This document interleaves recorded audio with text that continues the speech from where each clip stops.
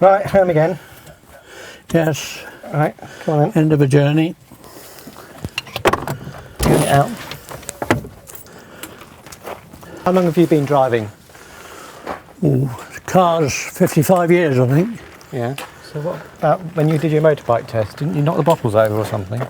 Yes, when I got to the test place, it was up a flight of stone steps, and I went in and collected the examiner, and we came out, and there was about a dozen empty milk bottles on the top step, and I accidentally kicked them over. Yeah. And they went cascading down the steps, and there's broken glass everywhere, so that wasn't a very good start to the test, but I passed anyway. Yeah. What, first time? No, that was the second time. Oh. Why didn't you fail the first time? Pardon? Why did you fail the first time? I failed the first time because the clutch cable broke. It was on a motorbike, and so we couldn't continue the test. What about your driving test for a car? That went all right. Doris was about 8 months pregnant at the time, and she couldn't get behind the steering wheel anymore, so it was lucky that I actually passed it. So what about your driving now? Do you think it's got better over the years or worse? Well, it's about as good as it's ever been. I think it was never anything to write home about. I've always been a bit reckless. Yeah. What was about your worst accident in a car then? In the car, I say the worst accident was when I was out in the Alpha 156, and at a roundabout a car coming from the left didn't see me and drove straight into the side of me and wrote the Alpha off. And what was your worst accident ever all time? Well, the worst accident ever all the time was when I had a horrific motorcycle accident in 1952.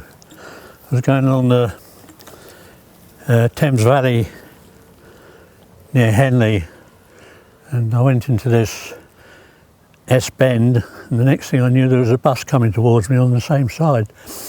And So who was in the wrong? pardon? Who was in the wrong? Well, they said I was, but I wasn't in a position to be able to tell. I managed to steer, so I only caught the offside mudguard of the bus, but it sheared everything off the right-hand side of the bike, and I had a girlfriend on the back at the time, and she had a badly cut leg, and I had a broken leg, which I was laid up for about 6 or 9 months. Right, so you think though since then you've driven successfully on the whole? Pretty successfully. I think I drive as well today as I ever have, except for the one limitation is I've got a bit of arthritis in my neck, and when I come up to a road junction where you're at an angle to the road you're coming out on, and you need to look to your left to see if there's anything coming down the road, I can't get my head round far enough to Right, so do you think... see whether there's anything coming. So do you think that renders you safe to drive still, or not? Well, I haven't had an accident due to it yet, but fingers crossed. Yeah, but what I'll if you keep did? going for a bit longer. Yeah, but what if you did have one? Would you stop driving then? I don't know, we'll wait till that happens. Yes, but do you think it's wise to wait, or do you think we ought to consider checking you out with the doctor to see if you're still fit to drive? Well, I've never really given it any consideration. Aren't you meant to have a sort of medical every 3 years once you pass 70? I thought you had to have that. I don't know, I've never been told so. I may be wrong. You only get it, I think you have to apply for your licence every 2 years or something like that, but Well, have you done it recently? Because I can't remember. you're 83, so that's at least 12 years over 70, so you should have done it 4 times. I can't remember, quite honestly. But you're still thinking of getting a motorbike? Well, I'm still keen, but everybody else seems to be against it. Well, do you seriously think that you could still hold one up, you know, even Well, just stationary? I've looked at the one that has 2 wheels at the front. I forget what make it is now. An Italian and, one, isn't it? I might have a look at that if it ever comes to it, but I very much doubt it. Yeah. But, so if you give up driving your car and you can't drive a motorbike, how do you think you get around?